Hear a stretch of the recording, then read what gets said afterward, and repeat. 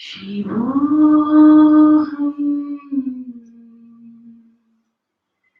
Shivoham,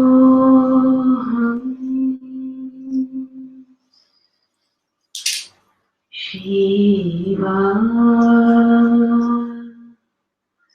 Swarupoham,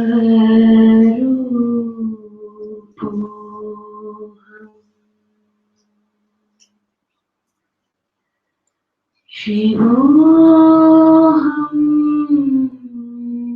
Shivoham,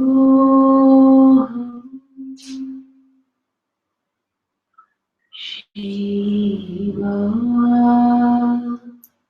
Swarupoham,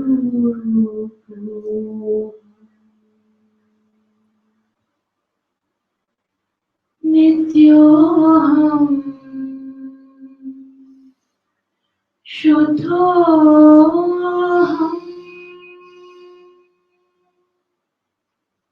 Buddhoham,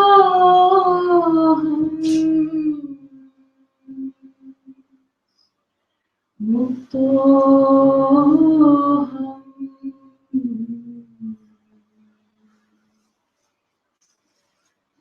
Nityoham, Shuddhoham,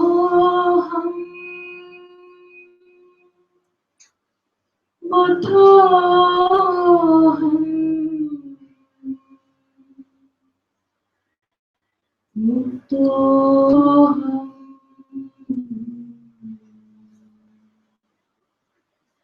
Shivoham, Shivoham, Shiva Swarupoham,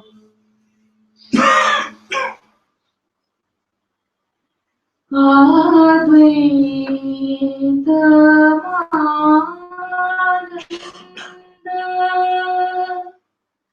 Rupam Arupam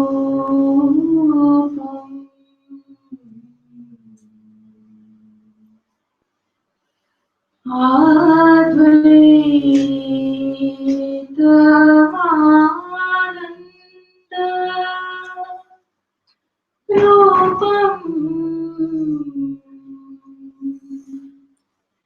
Arupam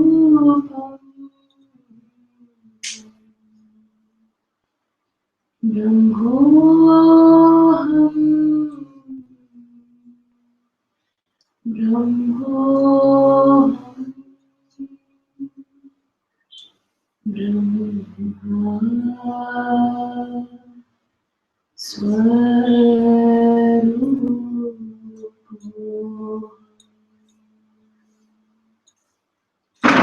Chidoham,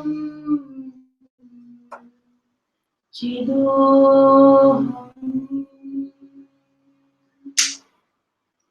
Satchidanandoham,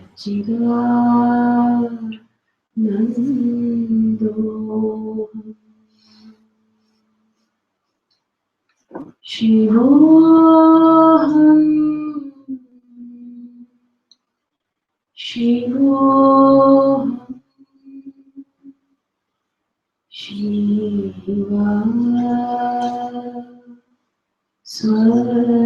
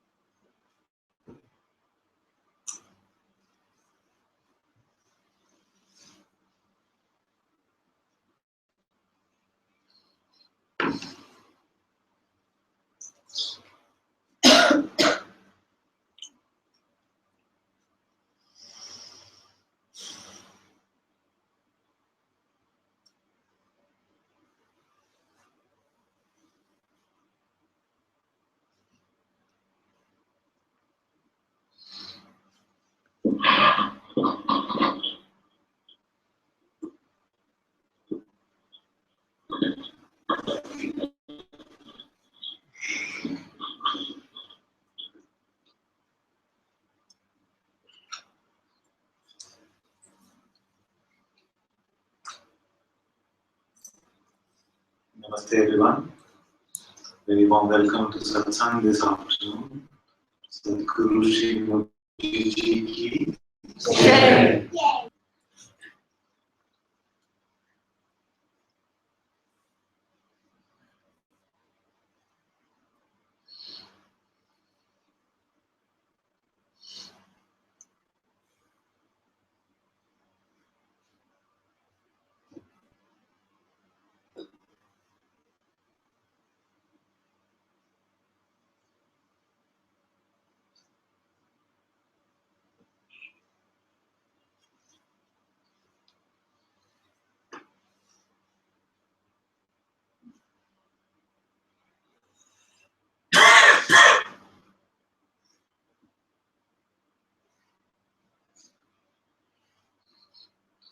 There's a question you can ask.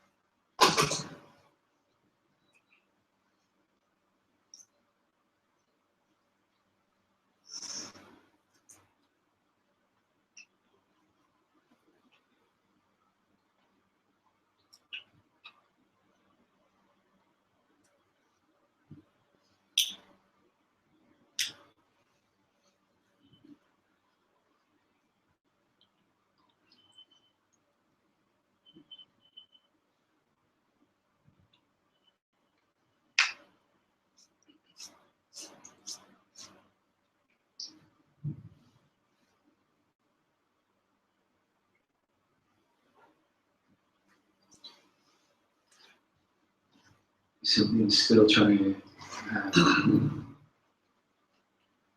locate the awareness, the ultimate, that which even that which never moves, never has moved. Even the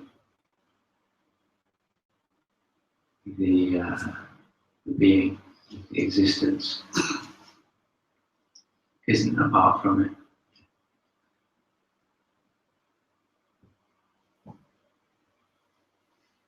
So let's try. Let's try to locate it. How will we do it?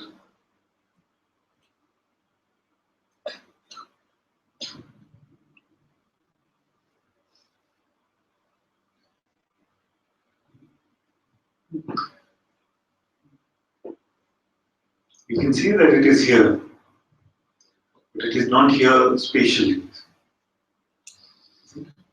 So when we look at this awareness, we see that I cannot find a spatial location of it. It's just here. But actually within this here, all space is arising.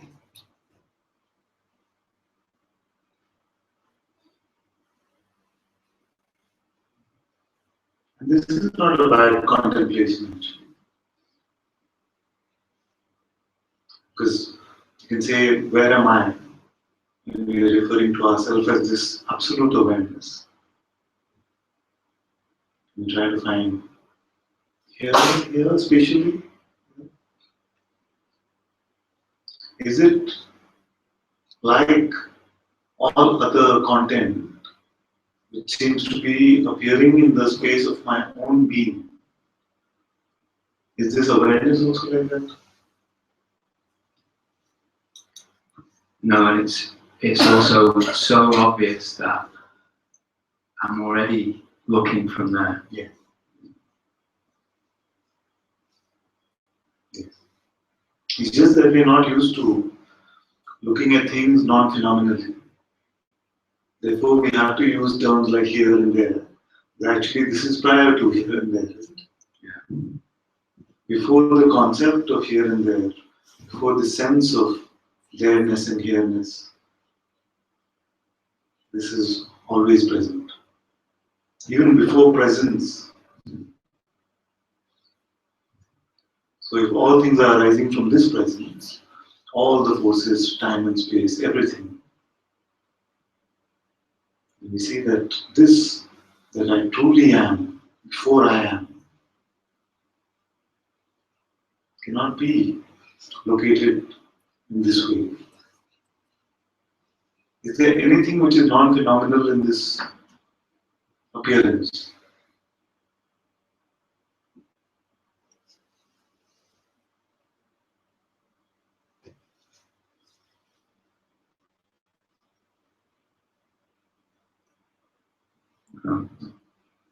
All appearance is phenomena, including being. including being. Ultimately, I call it the primordial phenomenon, the primal appearance, the immaculate conception. All other phenomena has a parent, which is this being. Everything comes from this being. Yeah, and the being, it's like, it's not,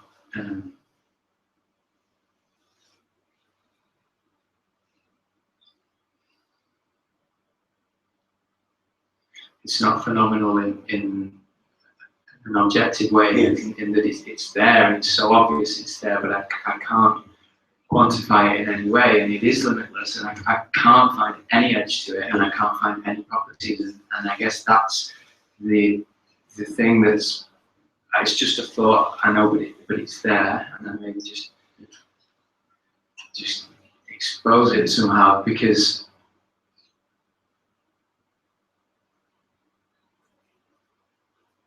if the beingness has no qualities whatsoever, no edge, no attribute, just what could possibly be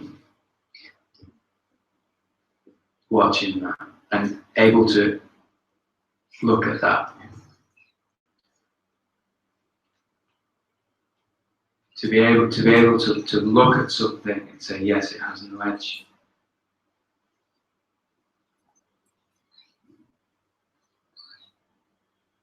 Where could it be that I am to see? Definitely not in space.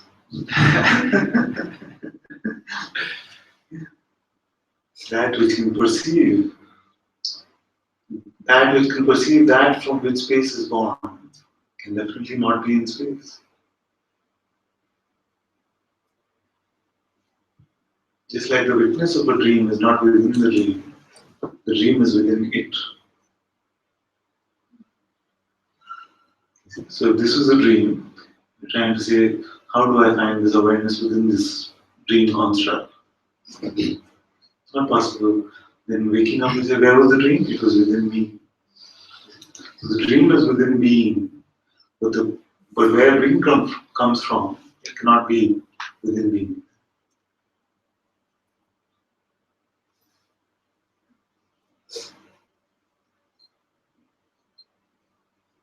It has no spatial location. Time and space don't apply to it. That is why it is eternal, timeless, endless.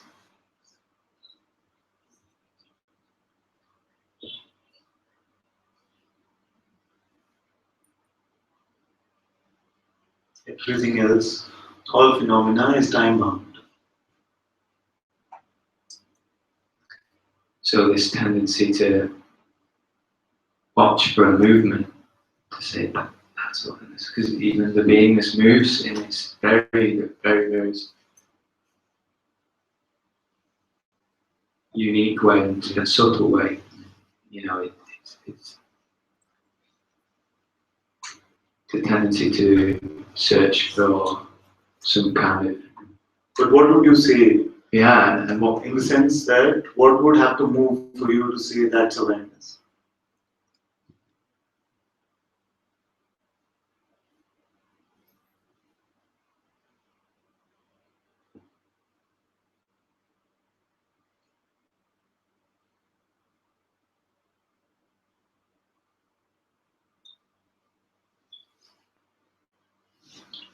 All movement must be a grandchild of awareness. All movement must be within being. So what would move? And for us to make that conclusion, oh, that's awareness. It's just an old thought. Take an example of when it came out like that, oh, that's awareness. You have it? Well, it's so clear that nothing could move. It's awareness, and I think I'm just giving some importance to this tendency to the habit of that's it. Not that or that. And even beingness was I can see it, and I just want to just drop it. Yes. Because we're looking together, we're really truly contemplating and asking, what would it be that we could say that's awareness?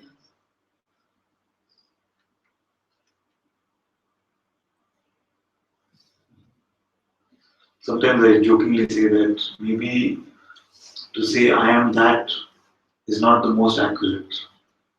Maybe what comes closer is I am this. But actually, I am is closer than even I am this. But the I is really what we are talking about, even prior to amness. So truly, we cannot say that for awareness.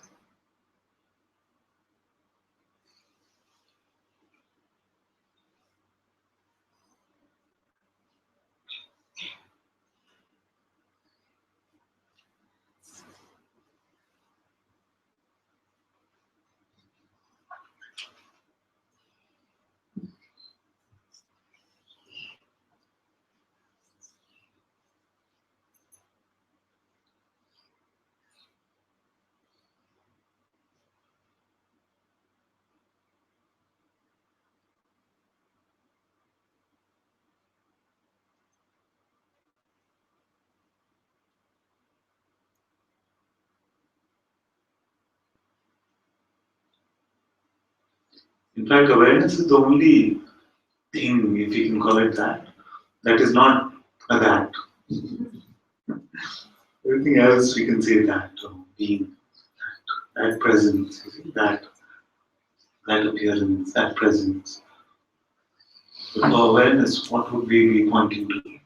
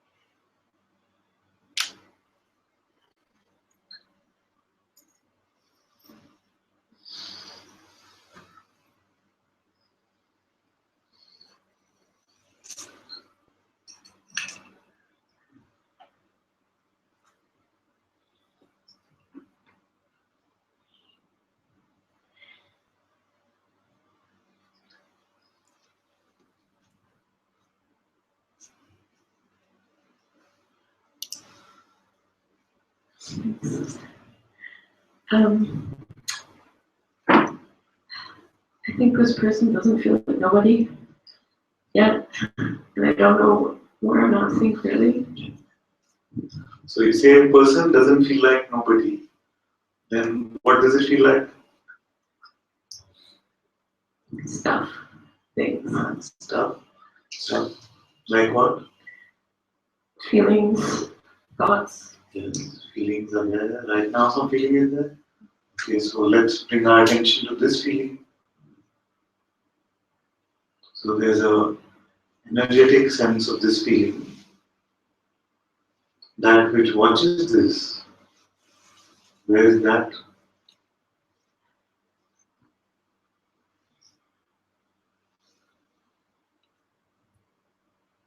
Is that also stuff? So this feeling will come and go, because no feeling has lasted. What is the backdrop on which this feeling comes and goes? Does that also come and go? The space in which this feeling is coming, where is that space? Is it outside of you?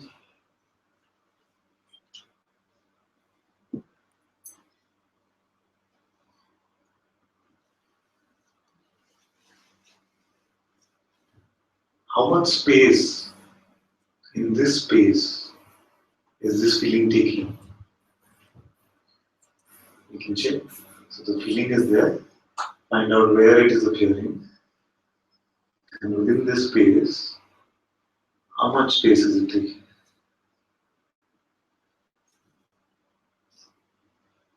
It's not taking all, but there still feels like there's a disconnect between what is seen and What is seeing or what is seen? what is seen from my sense of self. What is seen from the sense of self? What does that mean? Like, I'm still investing, maybe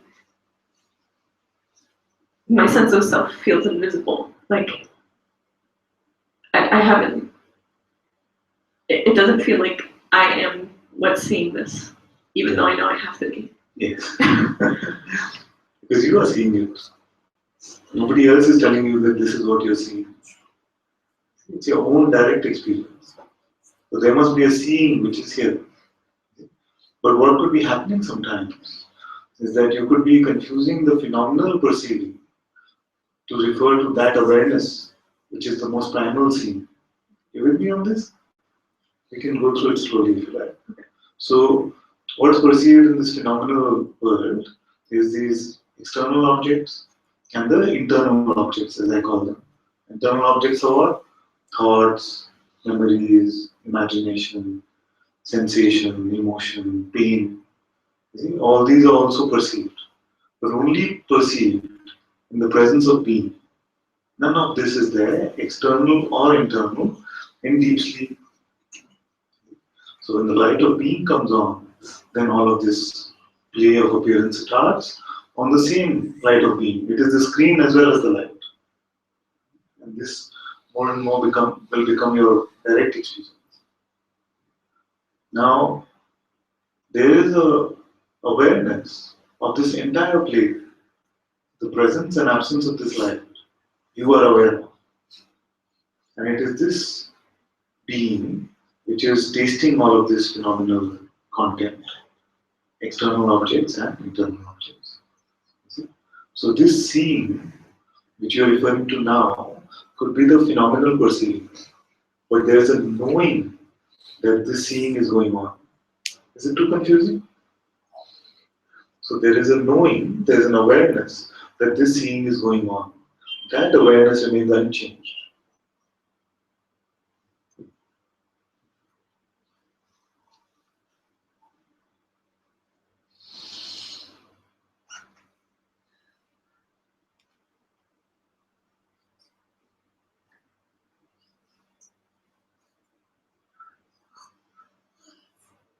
So no phenomena, nor the fact that phenomenal perceiving is going on, actually affects this awareness.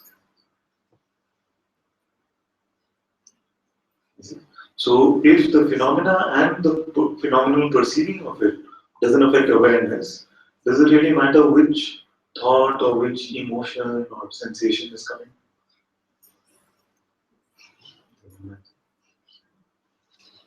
There's not one bit of difference does it make to this awareness. So that which is coming and going, that which we call a phenomena, that cannot be you because you say it comes and goes. Okay? So you must be stable for something to come and go. There must be a backdrop which is stable, a background which is unmoving. Okay? So this one, this awareness is the unmoving, the riverbed on which this river of appearances is flowing.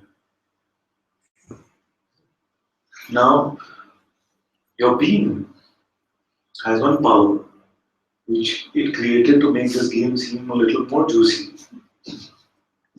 It has this power, and it is only so that this game could feel like it's more real.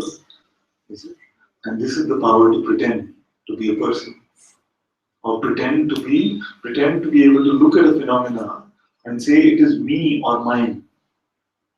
What magic is that? Seriously, because it is appearing in front of you, and yet you have the power to say this is me or mine. How can that be? You see? When you look at it like this, it seems ludicrous. Ludicrous because it is appearing in me and it is going, coming and going. That which is coming and going, for me to be able to call that me is an awesomely crazy power. But this is what we're trying to step away from. The minute we call something in the appearance me or mine, it is bound to lead to some suffering because every appearance comes and goes.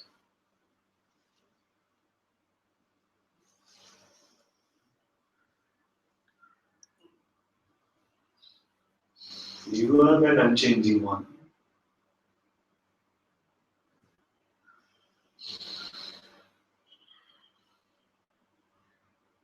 So now ask the question again. Is there some life in it still? I see it. It's a belief.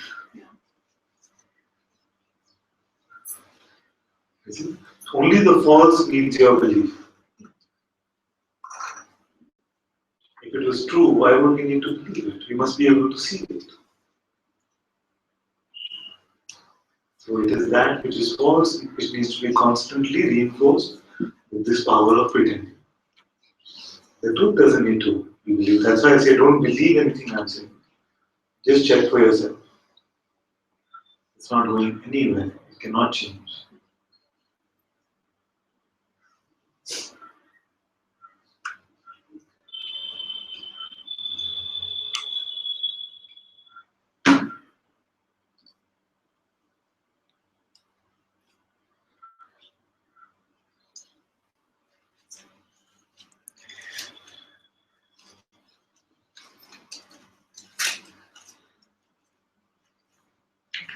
Maya is what is appearing. See, we've heard these terms. Maya is what is appearing. But the Leela is when I'm playing with it, using my power of belief. When we put our me and mine in this play of appearance, in this Maya, then it becomes a Leela, which is a play. Fun, no? Ultimately.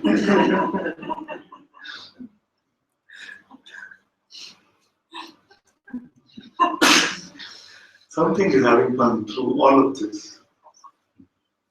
Even the getting it, not getting it. Oh.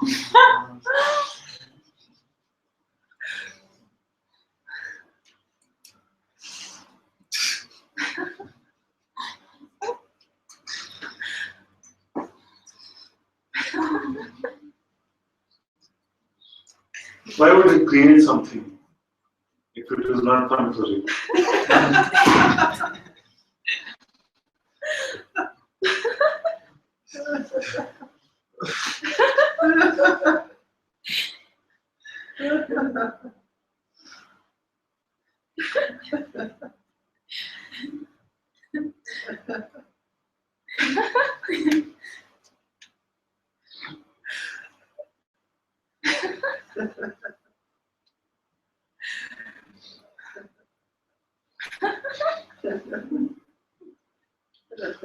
And as if this much virtual fun was not enough, in this realm we further create more virtual fun. We say computer games, virtual reality.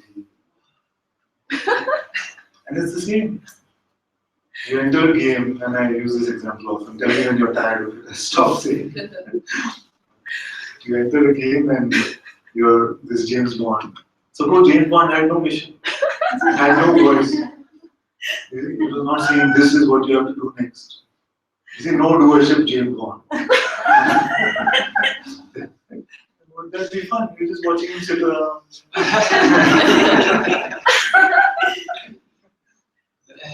That's why it wants to say, okay, this is where you were. You were in prison and then you escaped, and your next mission is to do this. So it gives this voice. And you have the power to leave this one so that you can enjoy the game. Suppose it was in a different language. Suppose this voice was in a different language. You don't know what your mission is anymore. You don't know what you're doing. Then the Leela loses its power. This Maya has no power. Suppose the voice in your head had a different name. There was a dysfunction somewhere, malfunction. And started speaking in a language you didn't understand. That would be the best way. Best. It will be a laughing yoga all the time. It will be a laughing yoga. Laughing yoga. Suppose that it didn't have the ability at all for you even to say, what's going on? Even that is in a different language.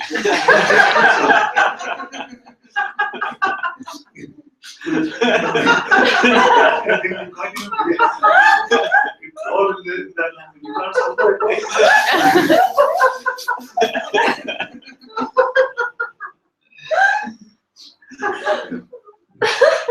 Can't even say what's happening to me. It's also in a different language.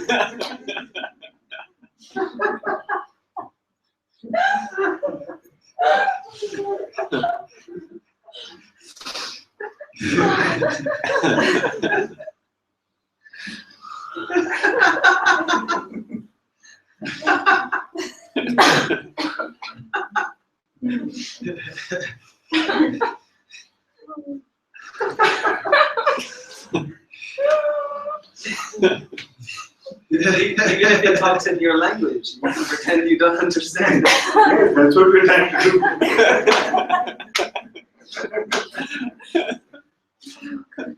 Actually, it will stop making sense. Stop making sense. Yes. When you see it no longer applies to anything here, just a voice which is speaking to nothing. They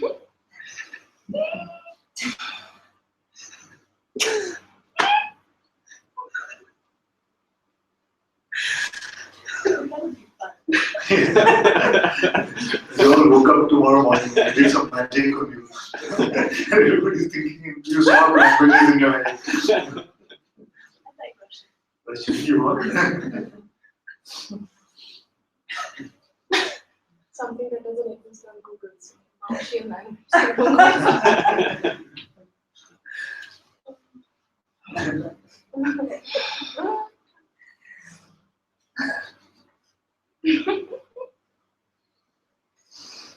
Some people say this. No, that be so much suffering because what's happening to me? But without this thought, even in your language, what's happening to me? You must suffer.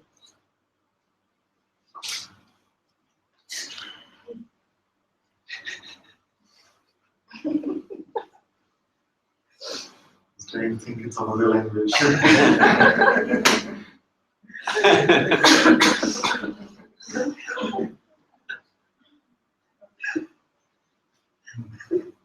So we're seriously trying.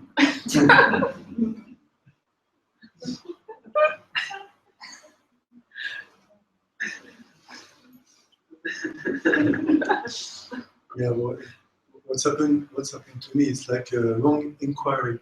Because there's a question and the mind will reveal answer. Also, I am in trouble now.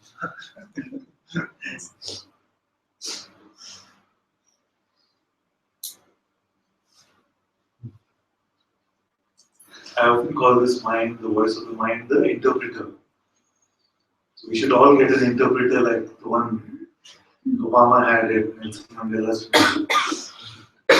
Some of you know this story, that they hired an interpreter who was really not, sign language supposedly expert, but he didn't know how to do sign language, so he kept making the same action.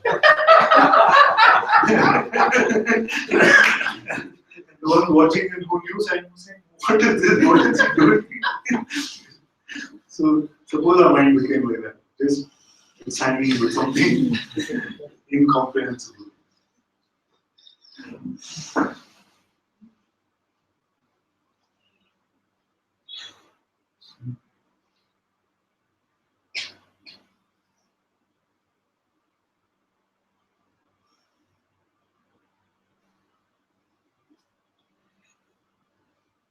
So our power of belief can only go to that concept which is understood in some way. We give meaning to these concepts.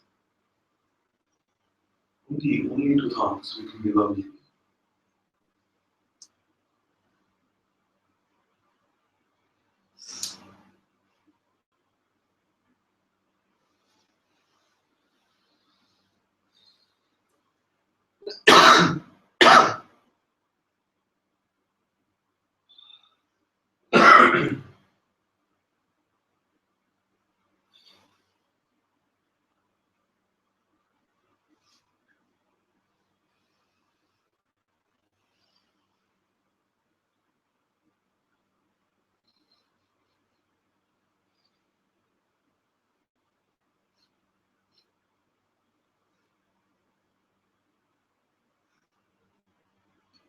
Someone here reminded me yesterday about this one satsang we had, which was the evil dream. Also online on Facebook, someone told me the same day, where one day we said that Ananta couldn't make it to satsang, and I am his evil twin. And what I talk about is how to make yourself miserable. Yes, because I had shaved, that my kids were after me and said, please shave. You look too different than this. You look so much nicer when you don't have a beard. So I listened to them and shaved off the beard. Only the moustache was there. This is the evil twin. He's going to teach you, I am going to teach you how to be miserable. It's a few steps, it's not that easy actually. To become miserable. It takes a few steps. You know, most of you know. To wait for a thought to come. If no thought, then no miserable. Wait for a thought to come. Attention must be given to it. Then also you have to give it your belief. Usually it takes more than one. Sometimes it could be like a trump card thought. You have to believe it over and over again, repeat it to yourself like a mantra. Or you have to get a family of thoughts about the same thing. And you start getting miserable. So much work.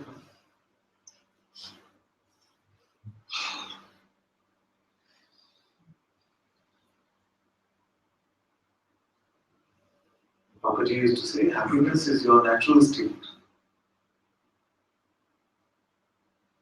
In what nothing is needed to be done. But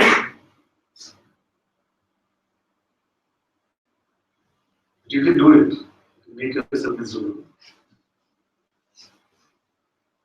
If you like.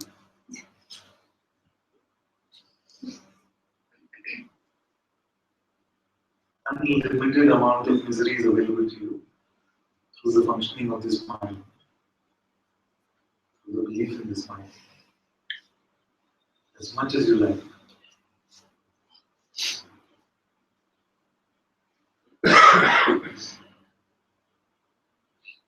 But actually in the seeing of this, the seeing of the functioning like this itself, it becomes more and more difficult for us to become miserable. We see that this is what's happening. I'm giving it my attention, I'm giving it my belief. I have to persist with it.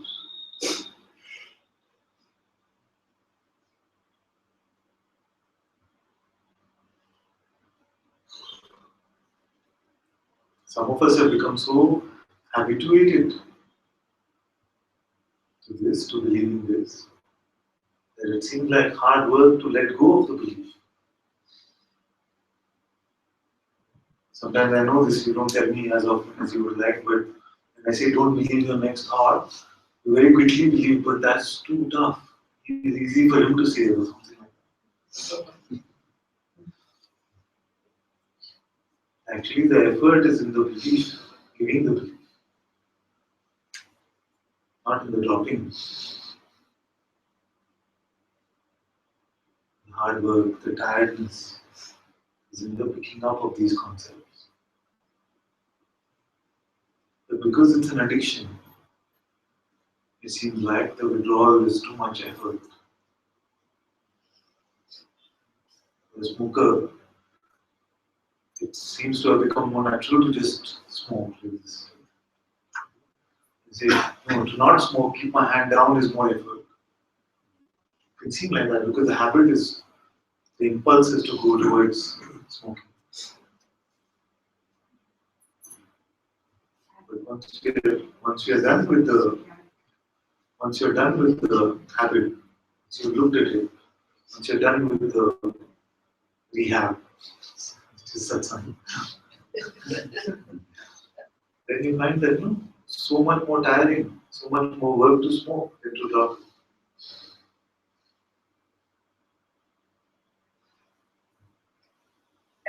You can come here.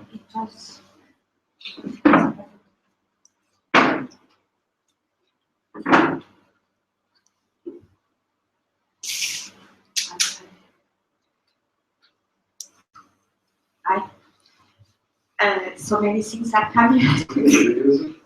So many things are coming in just one day. Suddenly, what coming it was that perhaps many times the more we believe. Many times, what happened? The more we believe it's about suffering. Yeah. So if I've been free, I'll be nothing. Because suddenly yesterday I was very happy because I came to Tiru. Yes. I don't know exactly why, something bring me in this sensation my body is dying. And I was just happy because I can have my own space. I don't need to talk. It was very, very good for me to be happy about loneliness and solitude. And I was so grateful for this possibility. Not able to analyze a lot because the tiredness was so big. Suddenly, during this day, I realized how much in an inconscient way during Rishikesh mind came and was trying me not to come here. And it seems really so stupid because I'm feeling so and I was suffering so much that I was missing Portugal. much easier not to do effort, just to sleep. And I'm feeling like I'm returning to this life when I was. I'm supposed to work for something because I'm feeling like a baby. I just want to sleep, to eat, to be satisfied, and feel this energy of peace and nothing more. But suddenly I was sitting and some fear came. I'm feeling what I was feeling some time ago without coming to India. In fact, in my own home, when I was in Satsang with you, I'm feeling I will disappear in this love of Father, or that it comes through Father, and something wants this solution. Something Now I'm also not- fearing. Yes, now sometimes it's very good because I feel just dead and something wants to dissolve in life. Yeah. So this something that wants the dissolution and something which is saying stop, stop, stop. Yes, You in leave one- both of them. Mhm. Let What? them be. Leave both of them. Let them do what they want. Because also this thing I have with anxiety during Rishikesh, for being able to perform a person, I was all the time taking the medication. And suddenly when I came to Bangalore, I was not remembering anymore that I was taking this stuff again for being able to survive in Rishikesh during all these weeks. And I was kind of You were taking medication or meditation? medication. Medication. Because you know the state I came in India, and for not returning home, I needed to have this stuff. But it makes me feel what my body is rejection for many months, and sometimes I try to hear my intuition that is telling me this is killing you, don't take it anymore, just let you dissolve. But something wanted perhaps to do things and perform to the others as a person, so I was taking it. And yesterday, just after coming Bangalore, I received that I was vomiting and things like that because of these things. And here I had the idea I will not need this. I don't need anymore this kind of, because this is supporting my ego. Actually, And I'm feeling medication sorry for the for body. because I'm feeling anger about this ego, so stupid. This addiction for suffering. You heard me say often also that it's about the body. So if a car breaks down and it needs servicing, or it needs something. So if your doctors compete and only then, there is nothing wrong with medicine per se, because it is for the body. It is not about the reality of what I am. So if my roof needs to be fixed, just because I'm free doesn't mean my roof will not leak, or my car will not break down. So if this medication is there and your doctor is a good one, competent one, nothing wrong with it. But sometimes the medication is just to feel I'm in survival. I have a lot of experience with. I don't want to be a robot because sometimes I was with psychiatrists, but I have many experience about it was the need of survive as a person. For survive as a person, I need fun. You cannot survive as a person unless you buy some car. Yes, Whatever I medication. accept this. So I don't need my medication. You have to look at that and see whether it is a thought or is it coming as an intuitive guidance. And intuitive guidance. I need this medication if I don't have an environment to support me. If I have an environment to support, I just can't let medication and let me fall down. Exactly like that. If you follow your intuition, then it's fine. And if I need, body come and tells me today you need. I was feeling this like in Satsang with you in my home. Okay, fine.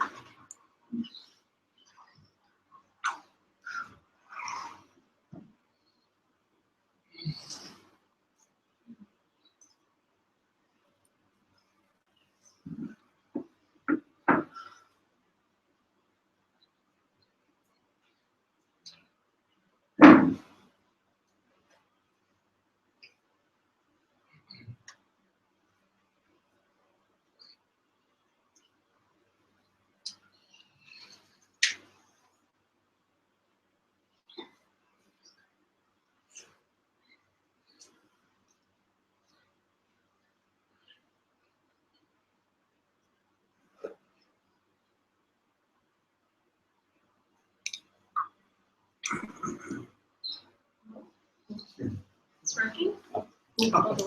Okay.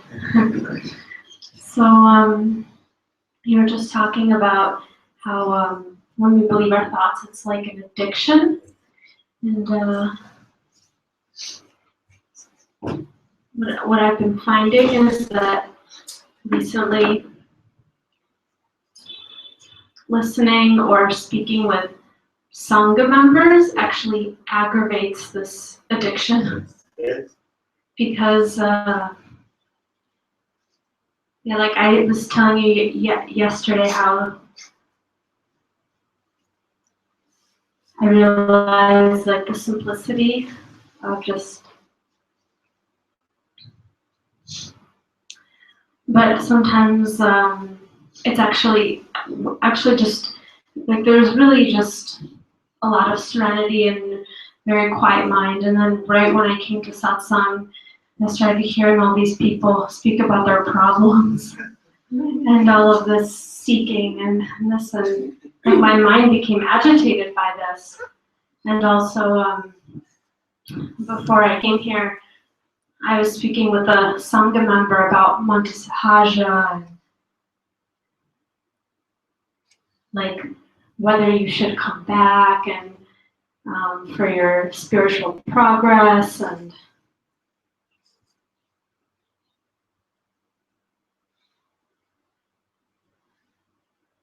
it's almost as if I was put in a position where I was expected to act like a seeker or something, and I played that role or something, and then later some kind of resentment comes about it, which is believing thoughts. But sometimes speaking with Sangha members, it's very beautiful and I really enjoy it. But sometimes it's like just these really sophisticated spiritual concepts that are just like that I believe, you know? And I don't know, I just wanted to say that. It's a good point because actually we have some friends who are in Kanpur. They won't mind too much if they are watching, but they have this group of maybe 7, 8 ladies who are into this so-called spiritual journey. So when I met them last together, I said, stop talking about spirituality amongst all of you. Because you know what happens is this checker guy, he gets aggravated as you think, oh, you know, this happened to me today, what about you? I also felt it. And it's like this, and we keep projecting onto each other. So I said, just learn to play chess or cards. Because it feels like we're supporting each other. And at some level it was like that. But there comes a point where you really don't need to talk about it so much. So if you're talking about just spiritual progress and you have to work hard and the other one is saying, I did this because I did this and maybe you should do it. It's still activating more and more the seeker energy. Now,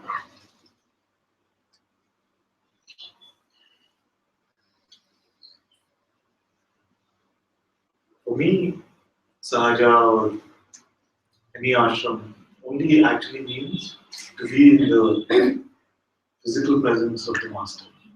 The rest is just the side byproducts. It doesn't really mean as much. So to be in the physical presence of that which so truly embodies the truth. It's a great lesson. And I think if you have that opportunity, you must not let go of it. Also, I will tell you. I hope this doesn't sound like a sophisticated spiritual concept. It's just that you're so blessed to the first who had this opportunity. Like I've not had that opportunity by the way. I keep promising every year, but it just doesn't happen that way. So if you're blessed with an opportunity like this to be so close to that which embodies your own Sadguru, it is true, it is your own presence. But you see, to have it in the human embodiment is a beautiful thing. I would always say yes if you have it. And also what will happen is that this there can be this sense that I must go into a cave or something. I don't hear anything. But actually, we have to transcend this noise. So the noise can also flow through, just like the noise of our mind. So if you find that it becomes a noisy environment, rather than wanting to run away from it, see what it is that cannot be just allowed to move through without getting caught. Because if that is still waiting, the buying of it is still waiting somewhere, then you could spend 15 years in a cave. Then after you come out, you'll still find people who are talking and something will still be going on. So you must not have this, unless it's really strong intuitive urge to drop all of that. You must see what is it that my fellow brothers and sisters are saying, and something is, becoming, activating this seeker again. And also you can be open like this. I feel that Sangha is a beautiful space to just be open like this and say, you're saying all of this, but it's sounding to me as if you're calling me a seeker. I don't feel I want to be the seeker anymore. Maybe in Sangha, with brothers and sisters, we can have these conversations. It's very open. And they don't like it, it's their satsang also.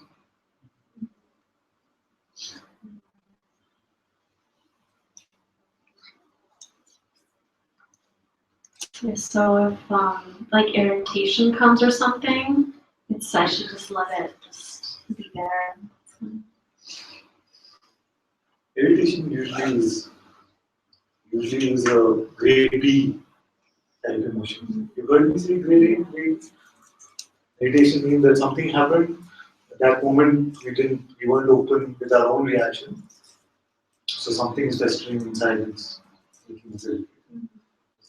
If you had this openly, this conversation, something, then usually you don't lead to irritation because you got it out, your response. If something is feeling like, oh, I cannot speak this, or this would not be right for me to say, then that festers as irritation later.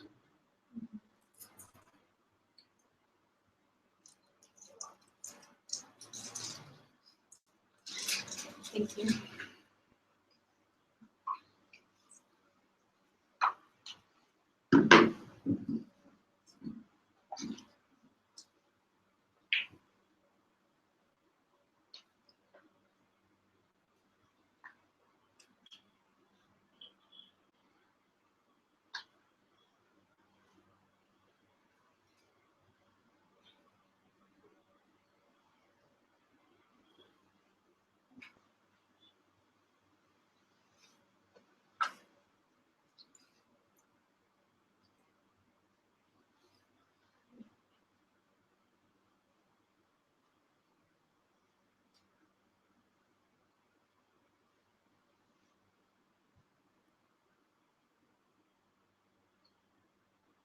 You might be done in a day.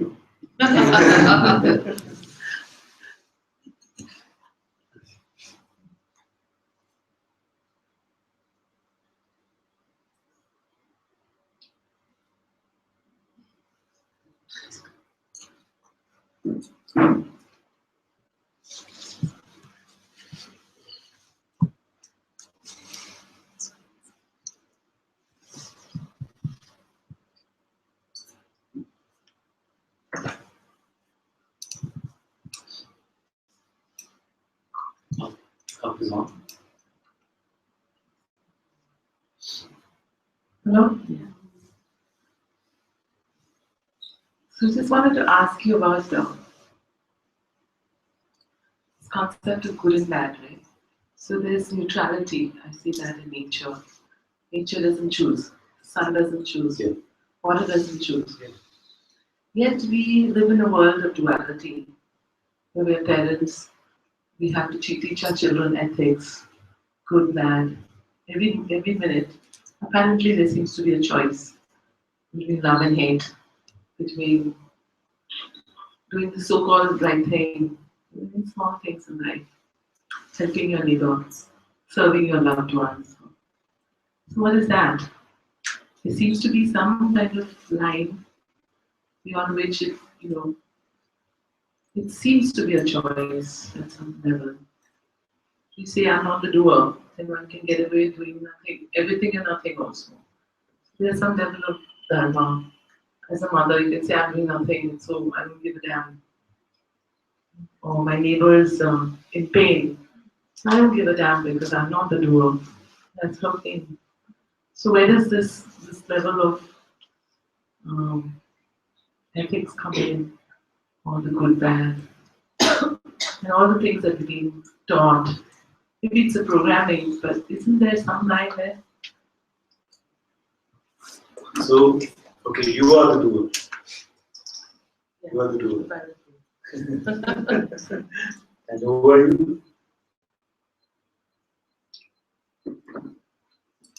That's a trick question. I know. I mean, if I look within, I don't exist.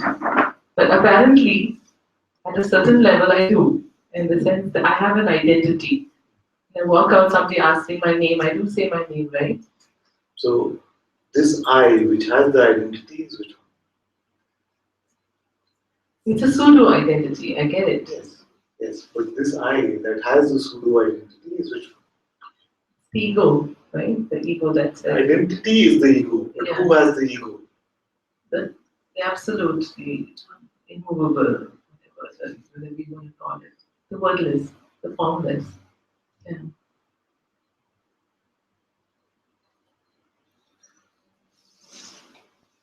Is it that you have an ego in sleep state also?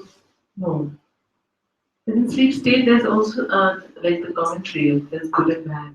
In sleep state? Yeah, it's a bad sleep. I mean, it's a bad Oh. dream that we wake ourselves up, right? We say, no, I don't want No, to I dream mean about that- this. okay, so when you look at waking, dream, sleep, and turiya, it's 4 different states. So if it is waking coming in the middle and sleep is not as much, that's not what I'm talking about. I'm talking about the sleep state itself, Deep the sleep. deep sleep state itself. There's no awareness of I, the empty. So there's no ego in sleep state. But this unmoving, unchanging one is still there. Yeah. Still there. So there must be another step which is needed for us, for this one to get the ego. And that is called the I amness or the beingness. So what is it that we call the waking state or the dream state? Is the birth of this sense of I am. And with this I am, I say often that also is the birth of all of these powers: attention, belief, gravity, electricity, sound, all phenomenal things, memory, pain, body, all of these things come into play. All different energy constructs with different qualities, not ultimately, but in the play, in the phenomenon. So being is born. So being is born with the power to. So being is what? Just this sense I am. Isn't it? We're here from direct experience. We are here together, isn't it? So this I amness is here. Now this I amness, does it have any concept on its own primarily? In the instant of waking, is it I am something? But it has the ability to append things to this I am. And when it appends these attributes, then we say that I pretended to become a person. So this I'm changing, I'm moving, well, nothing happened to that guy. It is now the play for it changed. As a part of itself, which Guruji calls the dynamic aspect, came into play, which is consciousness. And this consciousness, to make this game juicy, then has the ability to attach concepts to itself. Now, so this, when it is attached, then we call this the ego. So what is the ego? Just a bundle of beliefs or attributes. So can a bundle of beliefs have the ability to do something?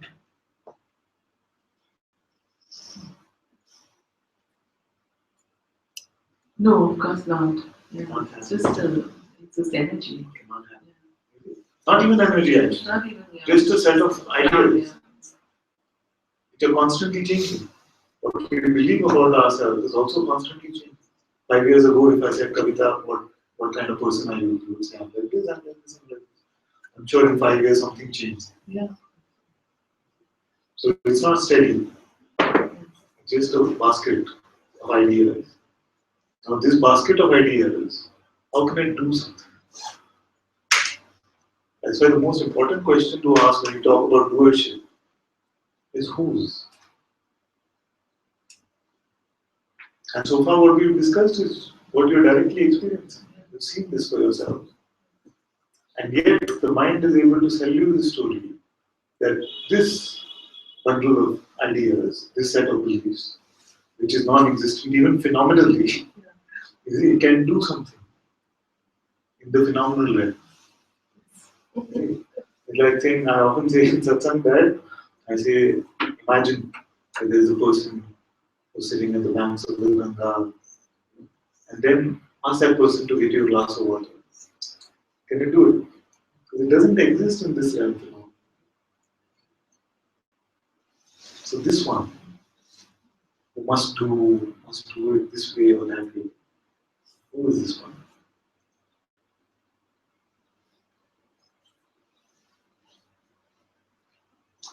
There are some primal rules in this phenomenal creation. And we can also contemplate why good is good and bad is bad. Why is it? There seems to be something primal which points us and says, to tell the truth is good, to tell a lie is bad. Yeah, for me it's more like, since we all are one, anything I do to anybody, I do to myself. So that's like a guiding principle. But even this you don't need, because although it's a beautiful concept, it's still a concept. But then you need some kind of, although I'm not the doer, it's like if I go out and I ask somebody, somebody asks me, pass me on something, I'm not the doer, so you take yourself, you know what I'm saying? So at some level it can get very... Yes. There are two main objections that come. Even after seeing that there is nobody here which can be the doer, there are two main objections. One is that I'll become super lazy and lie in bed all day and not live up to my responsibilities.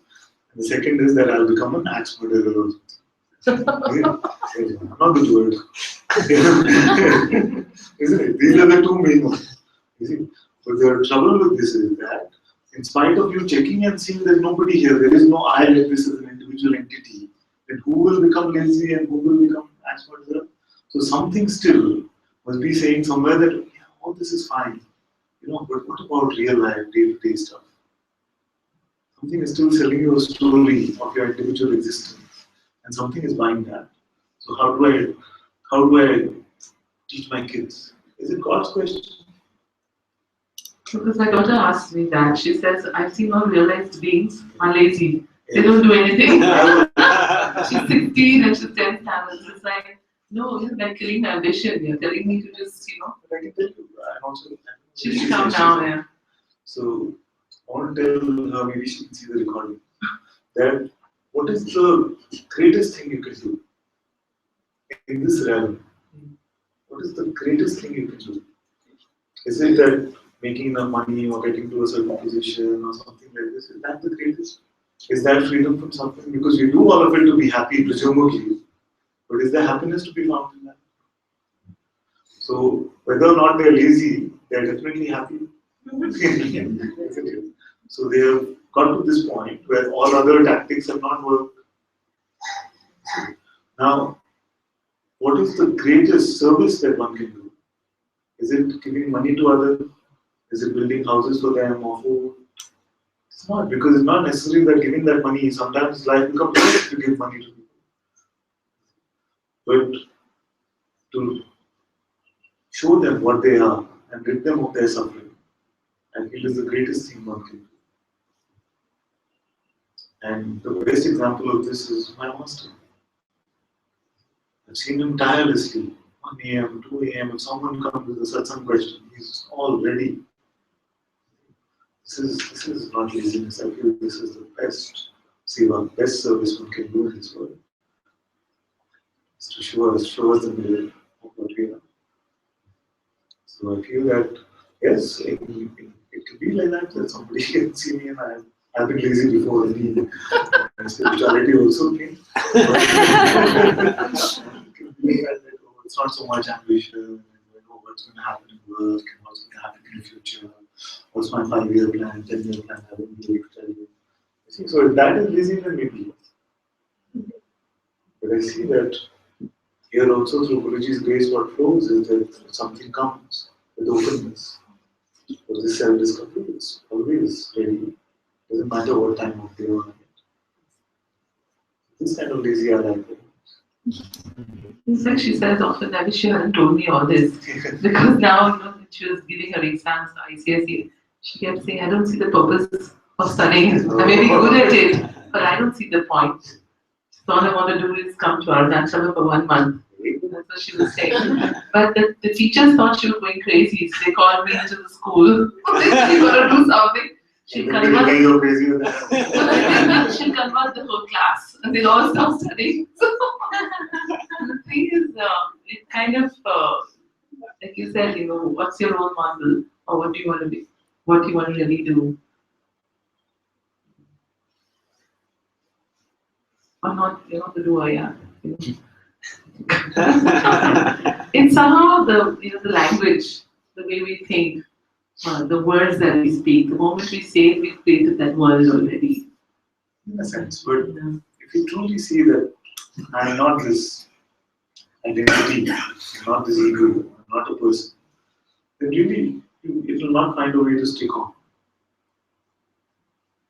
So there must be some fear or some attachment or something which is being born. It might be very subtle. There might be some concern about the future, what's going to happen either with you or your daughter or something, which is here, which is helping to buy all this. In fact, I feel there are always some hooks, there be like the hangers. And sometimes it appears that although one says one wants the freedom, one is thinking one and more often than one is thinking one thing, like it's like a record. It's going on and on. Yeah, so that's like wanting that bowl of milk. Yeah. Not wanting the middle. They're like some, major ones, like the daughter one and the family one. Those big bowls. I always told you that the daughter one you can keep. Okay. I've never told a mother that you must not be attached to your child. It's very natural, even in the animals. It is. I've said, small animals will fight with elephants and lions with their childhood. I'm not going to mess with that. So keep your mother identity. It's fine by me. The rest you can give up.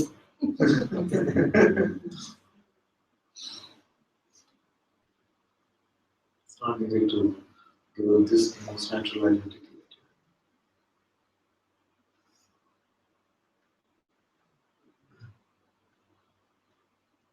And about the question of becoming lazy or becoming just irresponsible in some way. When we looked at it, we saw that there is nobody here like that as an entity. Then who's playing like that? It is consciousness itself. And if consciousness wants to play a certain way, consciousness will only play that way. As I was saying in the morning, was it yesterday, that there are only two then options. Either consciousness needs these thoughts of morality and ethics to run its life. It sounds just insane to me that consciousness would need to rely on thoughts which it itself is creating. Or that it is all just, it was useful as a play as a person. But as it is being dropped, it's all unfolding in this beautiful flow. Guruji these days is taking this very beautiful example. A tree is not thinking about where to grow the next branch and the next leaf. Yet there's a beautiful pattern emerging, beautiful symmetry also. Just like this, our life is doing. It's moving on its own. Just the mind comes in and takes credit of blame. I did this, I should do this, I should not have done this. This kind of thing. It does not apply to you because this I does not exist. And just check if your mind is creating some dichotomy between satsang and the so-called real world. There is not. Yeah. There are no two worlds in this world. This is as real as that.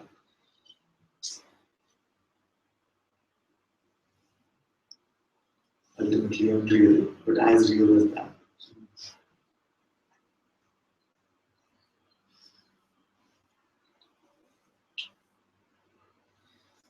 Even this wanting to drop it, it's just the ego, right? You can't do anything about it.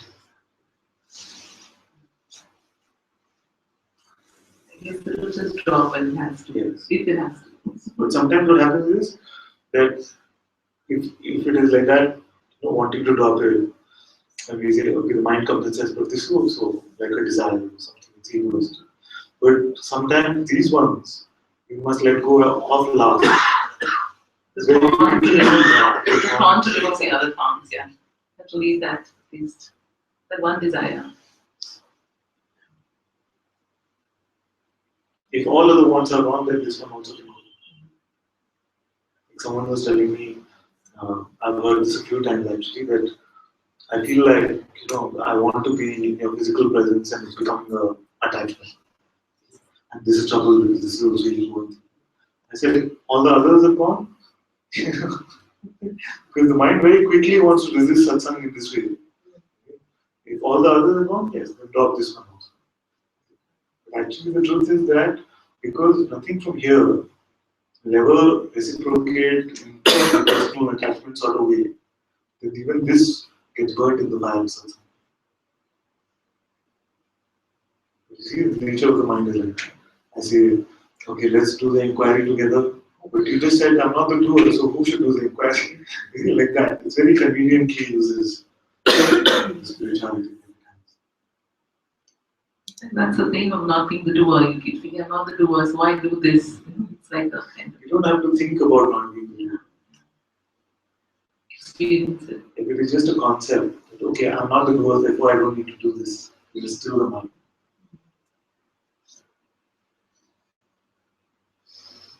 It's still referring to I not being the doer as trouble.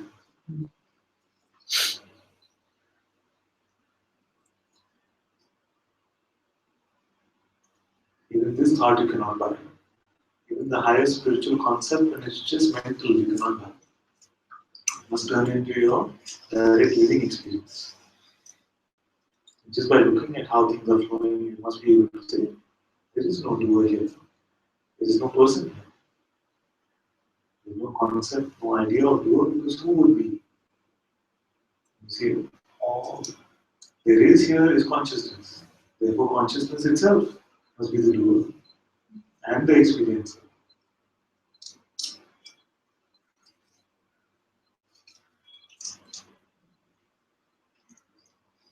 At the same time, we have to act as though we are the doers, right? In It will day-to-day life. it will happen on its own. If you go to work and you have to do something, then there's that art of doing, right? I'll tell you an example which is very beautiful. I heard it many years ago. I watched on YouTube. There's a teacher called Francis Lucille.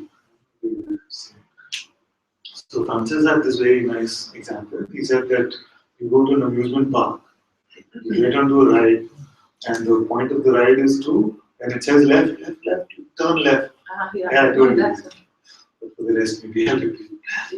Ramesh Bhatt was one of his disciples. Not me. So, I used to go to Ramesh. I know, I saw you there. So he says that on this ride, when it says left, you turn left really hard and you turn it. You turn. And if you do a very good job, then it will go left. And same for right, left, right, as many points as you can, you're supposed to get. So ride starts, you get in, it says left, left. The pointer comes left. You turn really hard and it goes left. You feel so happy I did it. Okay, next one is right, right, right. You're going right, but it still goes left. I didn't do such a good job with that. If this left, right, you're missing some, you're getting some. You're feeling I got it, I didn't get it, I'm doing a good job, I'm doing a bad job.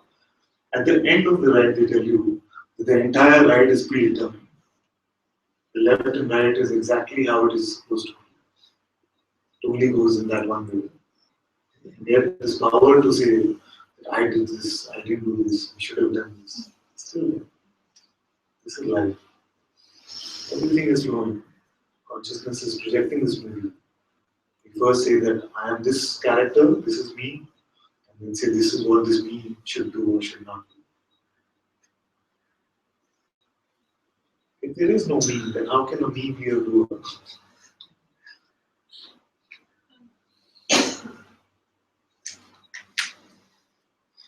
It's all predetermined. And the message is relax and enjoy it, no matter what it is. If it helps you relax and enjoy it, yes, then you can say it's predetermined.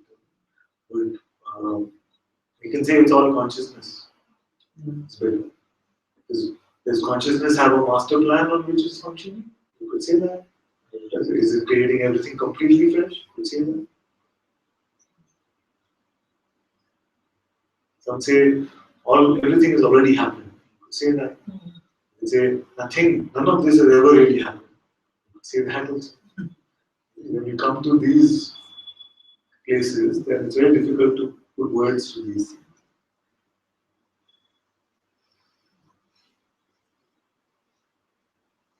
As long as it is clear that I don't exist personally, all this burden of false responsibility will come. And yet functioning can continue, or not. Or not. Yeah. That's also fine. Yes. If it's fine, then it's very good. It's fine, everything's fine. Anyway, I used to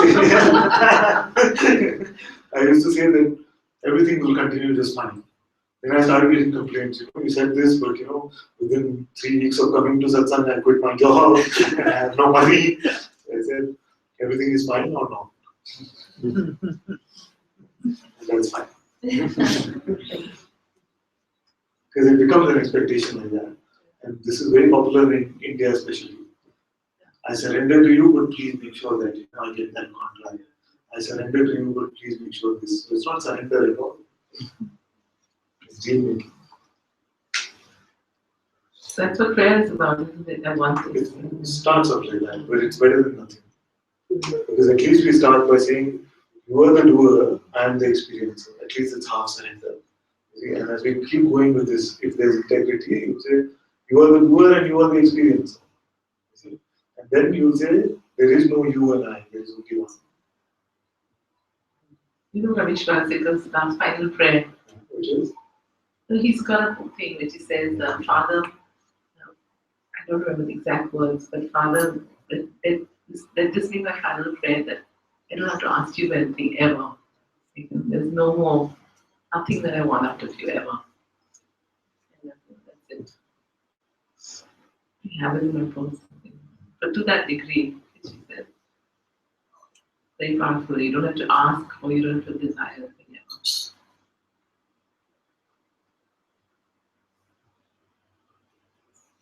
Yes, thank you so much.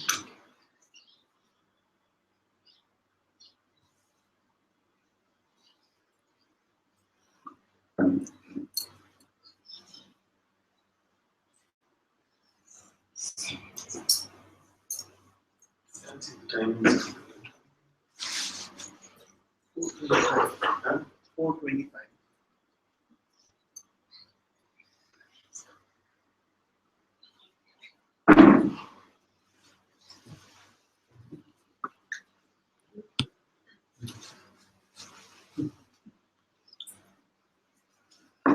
Yeah, please do.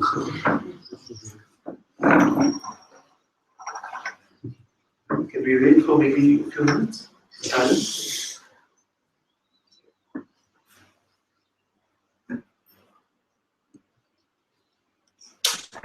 Actually, I feel a bit selfish drinking this alone.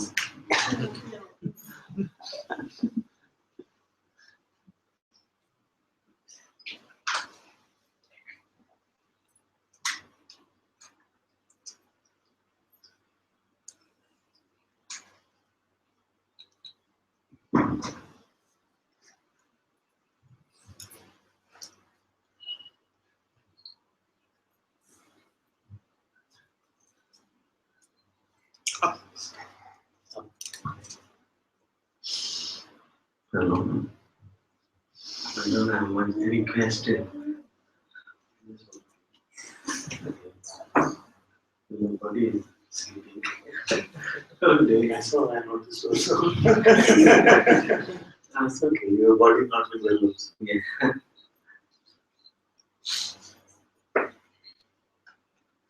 That's all I know. I'll speak.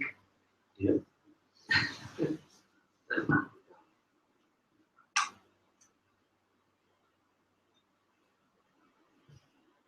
It's going from this. There's Satsang.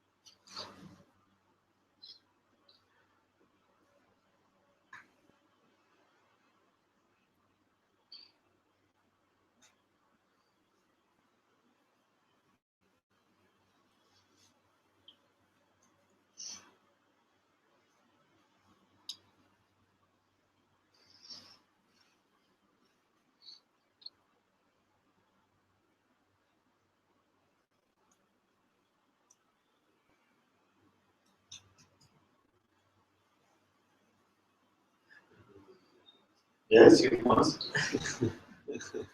I told you this earlier.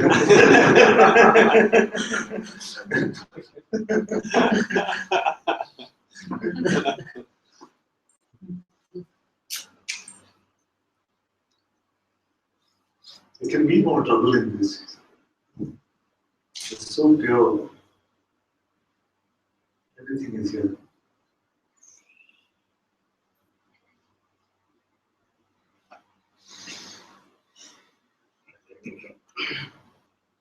Saying, lots of what do we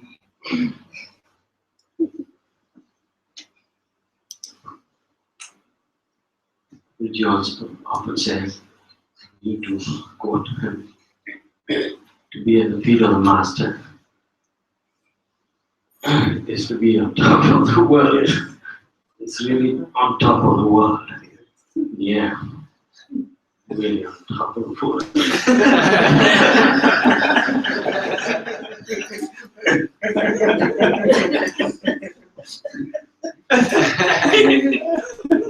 Don't climb down from the top of the world. It's so simple and so easy.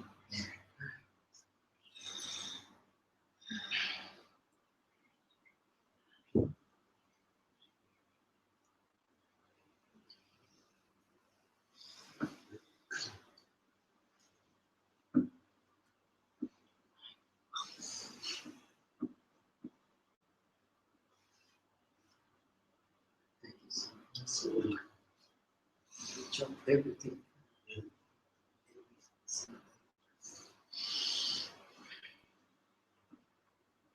At the feet of the master, nothing needs to be chopped.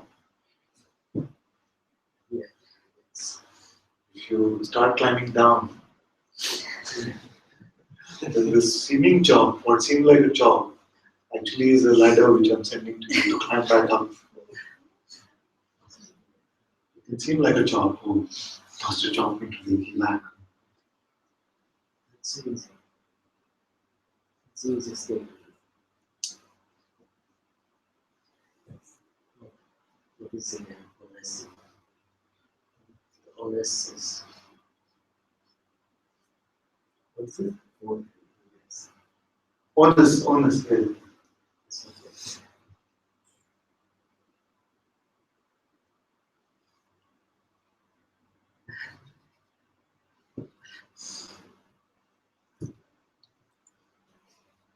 Sweet.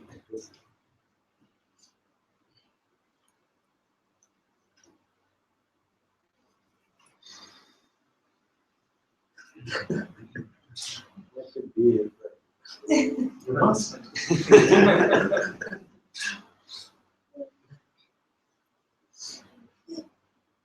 This time don't leave.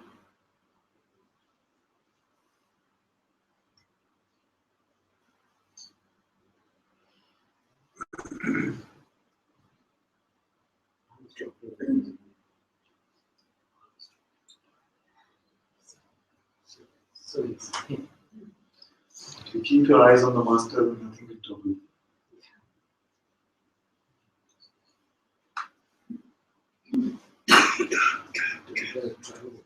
Yes, he tries a lot.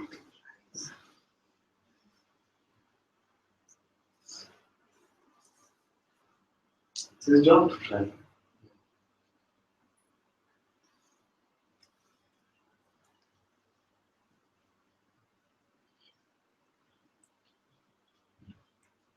let's give up the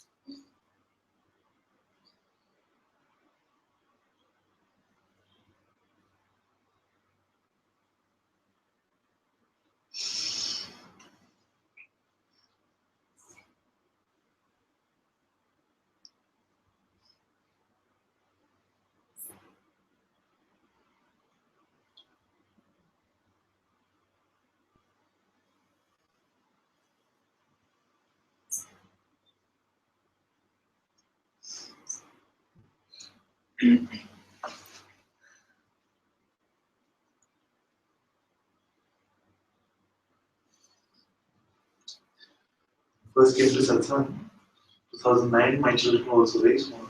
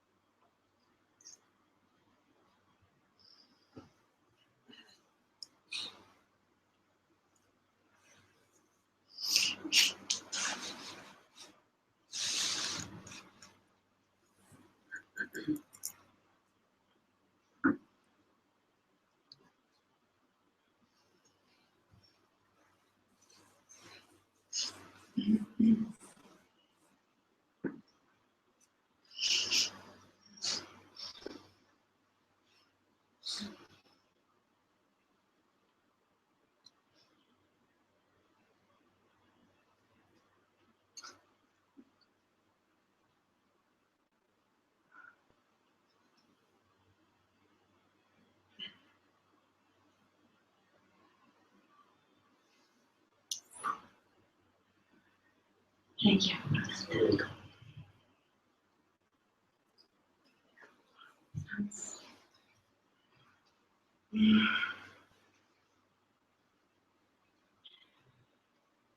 One time in Rishikesh, I heard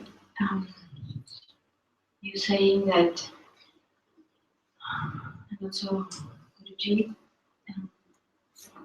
be completely empty without this trying even to be completely empty in satsang and to don't miss a chance and all this trying to do nothing and you know? So also that like just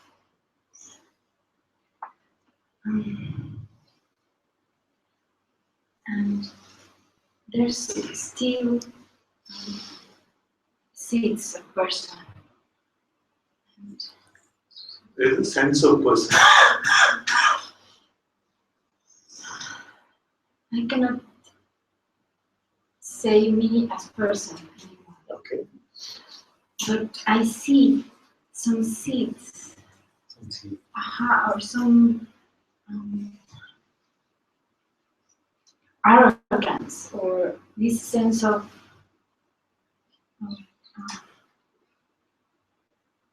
sometimes mind explaining me what I already know. Yeah.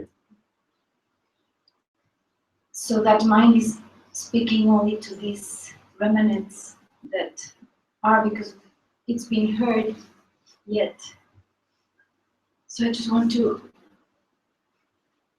leave that here at your feet.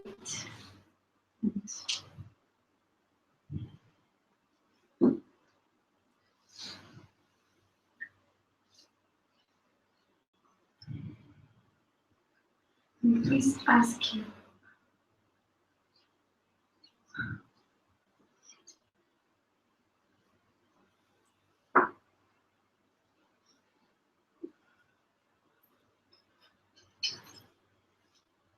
By your grace, all this has been here since the very first moment of this life in this body. So, to just complete it and to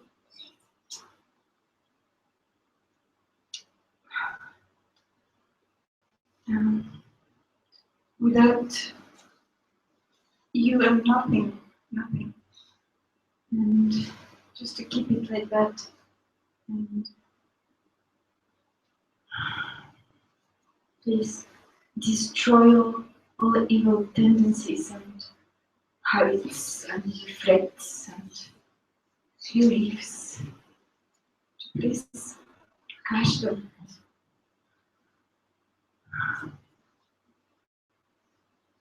And let me just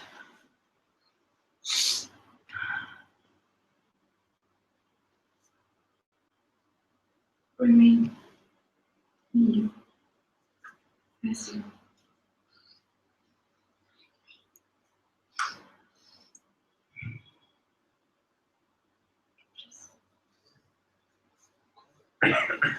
It's my job.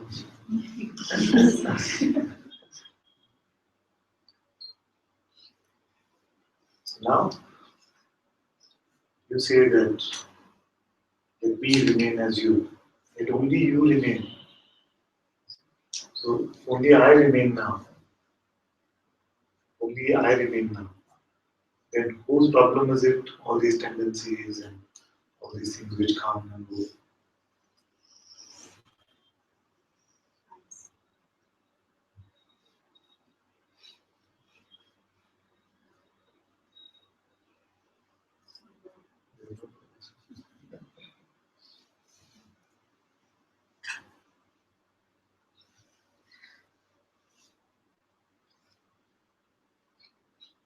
So you also don't write any report card of yourself.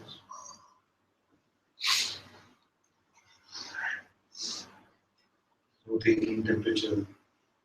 Today this came, yesterday this came. Tomorrow I hope this doesn't come back.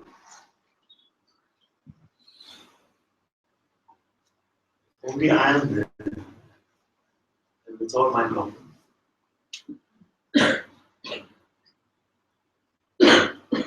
You see, nothing of me, let it remain here. Let it only be you, the Sadguru.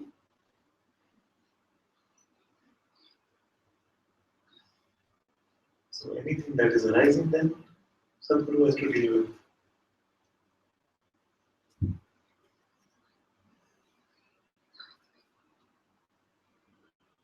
Don't keep anything in your pocket.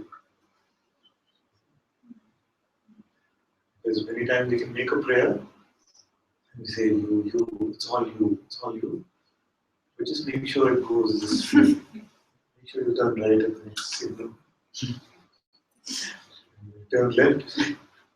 I said, it's all you and you must take a right. So it can be sometimes that the sense of beautiful surrender can come. And next day it looks like our life is a complete mess. Say, I surrender to you, this is not what I wanted. So I say, true surrender, as long as there is a sense of surrenderer, and true surrender is that may you be the doer, may you also be the experiencer. None of this is mine.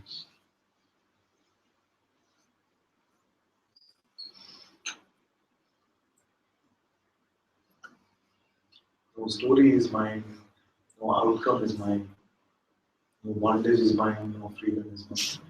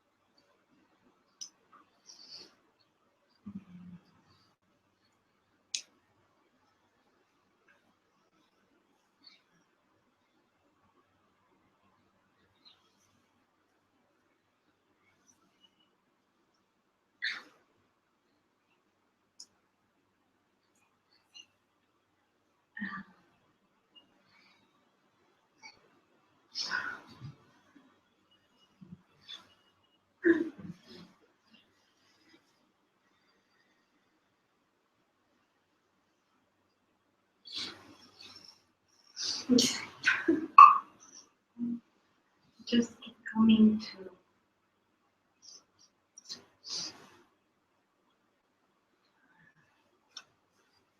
this is same, also same. Over and over. And it's been seen not all the times, but mostly, and today in this satsang. When I open my eyes and I meet your gaze, and we meet, it's nothing, it's all this nothing, nothing, it's everything. But also I see something like inside, like that gets like this. But I keep coming like this is also same.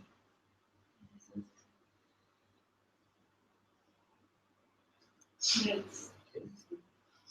I say often that satsang is actually very little about the words. The presence of satsang and the presence of the Sadguru, a lot of things are working at all different levels, energetically, physically. Or let me tell you a story. Yesterday we came. But for 2 days before that, some of you know, I had this strange pain in my neck and shoulder. Until yesterday evening, it was starting to go up again. and we went to Ramana Ashram. I just bowed down in front of Bhagwan a couple of times, first in the smaller room, then in the big room, and third time over there. And then I just noticed that there's no pain. And we rarely talk about things like that. But power is Satsang, power is Satguru, it works, His grace operates at all levels. Last night, because sleeping was a painful experience for me last 3-4 days. But last night was completely free. I was able to just move like this. It was so free. Where the neck was like stuck like this, and whole body had to. So satsang, it can seem like, oh, it's just words, and here the effort in the words has been to try and demystify and deconstruct everything and make it as clear as possible. So that is of course beautiful to experience. But actually, this is just like little bit. It's a starter for the 7-course meal, which is happening on its own. So with the openness, then something is getting cleaned up at all levels. Something can feel like that the master's gaze comes, and some fear can something feels like it's going to be pushed out. Or it's okay, you don't have to really worry about this.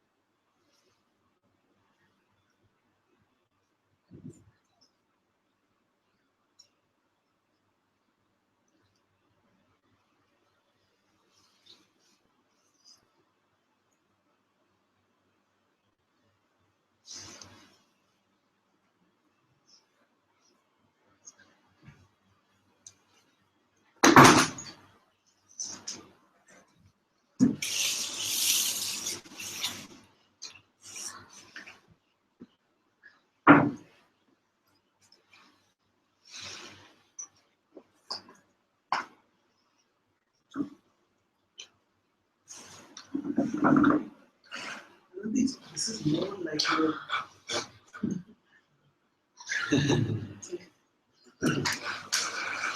this is more like an exposure rather than a question, and it seems that perhaps by exposing it could possibly lead to a different path for the rest of the retreat, which is why I come to the exposure.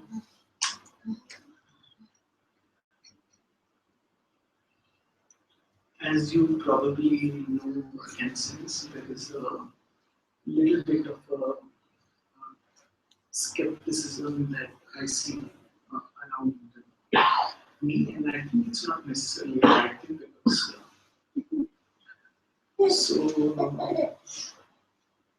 for example, when I come to you, it seems completely natural to bow down, touch your feet and all that, and because it's intuitively natural, I do it. However, in my mind, in the normal course of the satsang or something, I don't imagine being able to qualify father, or for me, Ananta ji is much more natural. Or I don't see this kind of, I don't see saying things to you as if only you, father, not me, or that I don't know, some of the people who have a more expressive kind of surrender maybe able to say that only you, things like that, that I'm just you, father, that it doesn't come naturally to me. So, but the thing is that despite the skepticism, for example, yesterday we were giving these gifts to everyone, and the whole energy of the place was palpable. I mean, it was almost as if the divinity could be touched. So there is, despite the skepticism, there is somewhere that there is a resonance, and somewhere there is a feeling of deep love towards you. Though it's not taking a form of it's not really manifesting as a devotion, or I don't see myself taking a picture. And so, from that perspective,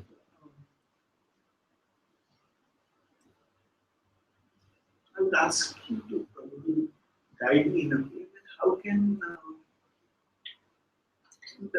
the trouble in asking any question, as I imagine, if I were to ask you a question, so who is that?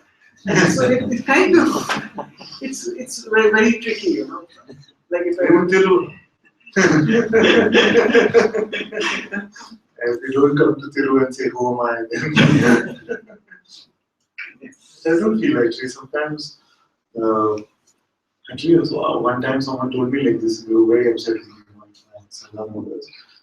All that you say is, who am I? You're just gonna, whatever happened to you, you just say, oh. I said, okay, let's go back and take the last 5 Satsang recordings. And how many of my responses to anything that came was just, oh. So here also it doesn't flow just in this monochromatic way. I feel there is something which flows from here which is in resonance with what the questioner is, where the questioner is coming from. So I don't feel that this is just standard response. So coming back to the question that there's 2 things seem to be noticed. Having said that, it doesn't mean I won't ask you. Sometimes we can use this trick, So coming back to the original point of the exposure is that I see 2 things. I see a kind of lack of separation, or a oneness, or a reverence, or a love. But I also see the unwillingness to get into a different type of expressive. This thing, want to ask you, give me a new name. I'm not really interested in going to that this thing. So what would you say from a point of view of the retreat being? I would say that it is not a prerequisite. In fact, how this father thing came about is very funny because I saw Guruji father.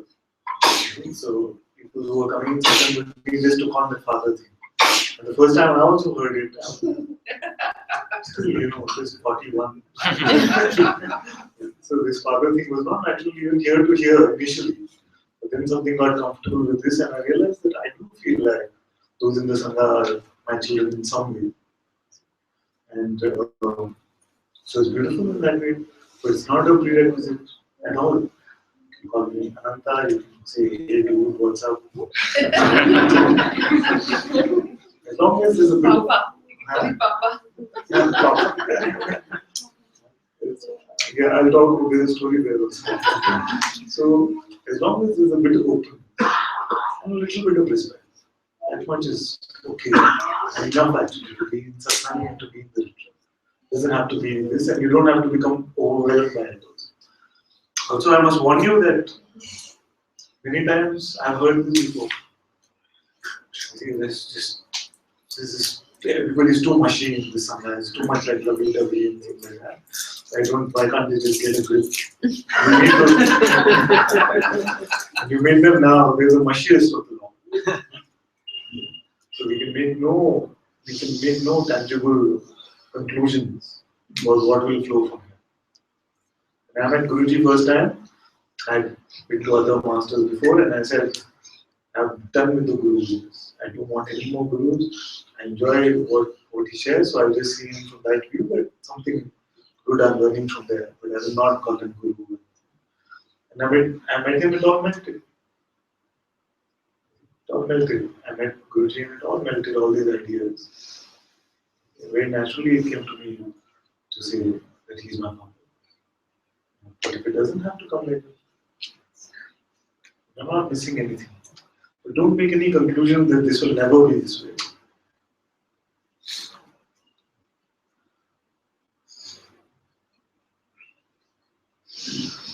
What is the only, like I said, the only requirement, if at all, is this little bit of openness. Because for the mind, it's an impossibility what I'm speaking about.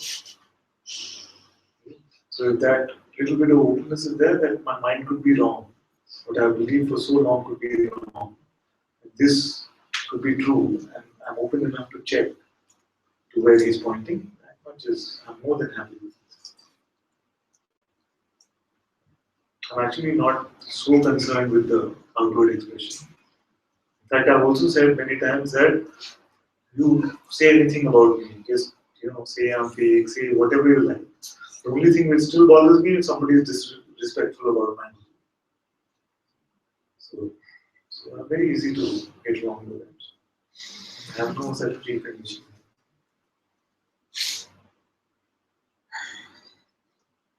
And for you, I must say that also that you're here for the second time, second retreat. So there must be something which is resonating, because to the mind, this stuff is pure torture. So something is definitely connecting. You don't sign up second time.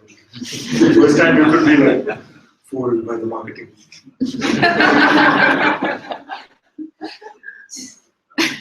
That seems to be quite undeniable. There is a certain like oneness and a connection.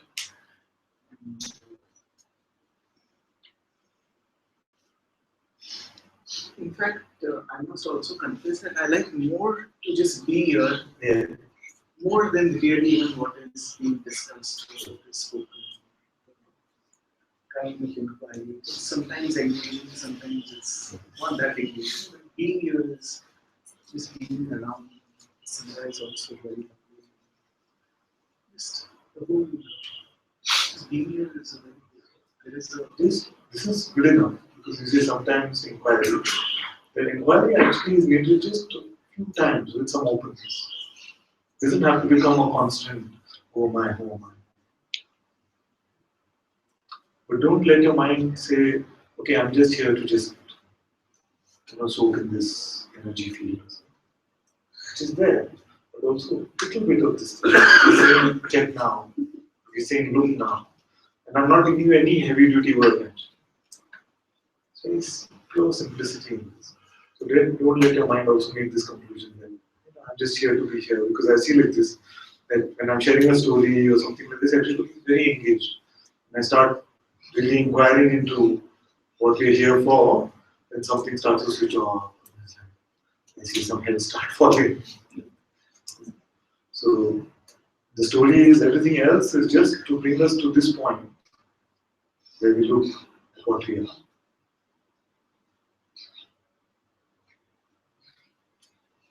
I believe the time is also It's okay. It's okay.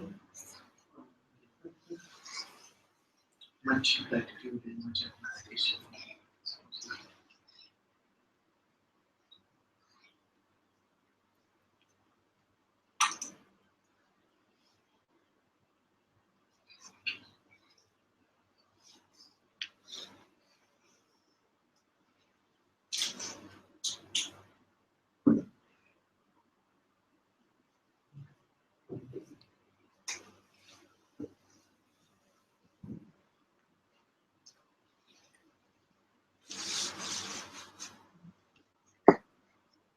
all this resistance. You say, Papa.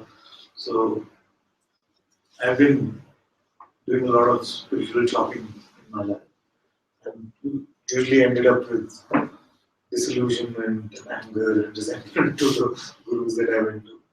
So I said, I don't want any of this. And I came across Bhagwan and things, and I wanted to go to somebody from his lineage. Because these will be the pure ones, you see. So I wanted to go to someone from his lineage. So I looked around and I found that Sri Lakshmanaswamy here in Tiruvannamalai is the only living disciple of Bhagwan. But I realized it's so difficult to meet him because he's practically reclusive. So you can't really get a true meeting with him. Then I said, okay, who else? And he said, Papaji. Papaji. What kind of name is Papaji? but the urge was so strong that I had to click on one of the videos. And I started watching and I said, wow, this is it. Couldn't believe that he existed like that. You know? So strong and so clear and so beautiful. But the brand Papaji was what resistance. And what happened is more resistance because every time a Papaji video would be there, in the related videos on YouTube would be this Jamaican man. You know? We're in India now. One was Indian. Why I need to listen to some foreigner? This is the mental rubbish that goes on. But it was so often that it happened like this that I had to click on it. And I just clicked and I was hooked at that time. This was end of 2008 or middle of 2008. Maybe there were 50 or 60 videos on YouTube. Maybe in 3 days I watched all of them. Because that time YouTube used to have this limit that you could have only 10 or 15 videos. So I watched all of them. But even then this resistance was there, but yeah, he makes a lot of sense. I'm going to go visit him, but he's not, none of this guru business, okay? I don't want to call anyone guru now. It just works on its own so beautifully. And most of you know this, so I won't give you the long version. But I saw him the first time, and I just realized that this is it. My life is his problem. That's why I say that this is the best part about calling someone guru, master, father. That you can just leave it to him. This was directly experienced in this way. I saw him coming down a flight of stairs, and I was just in love, besotted. I felt like I'm his son. Every relationship. He's my beloved, he's my child, everything. So all encompassing was that love.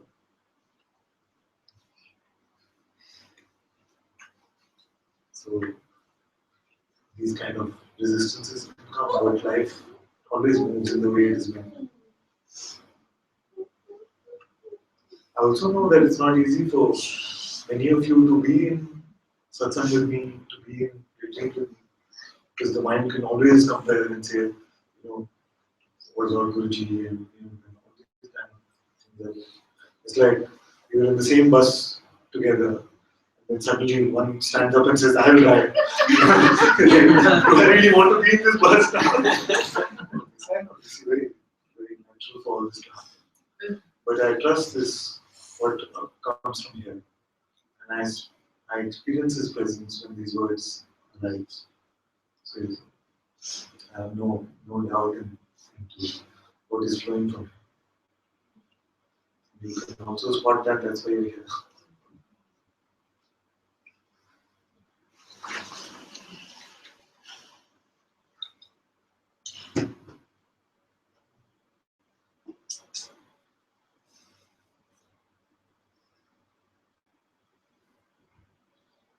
Thank you all so very much for being in satsang today. Sadhguru Shri Muji Ji ki Jai. Sadhguru Shri Ananta Ji ki Jai.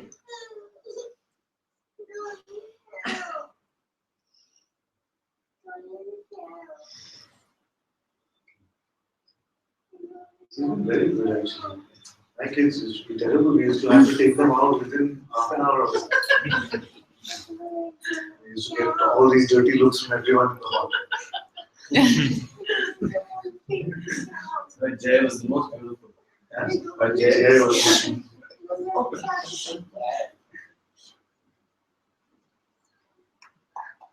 So how's everyone feeling today? Feel like going today to one of the ashrams? Or tomorrow?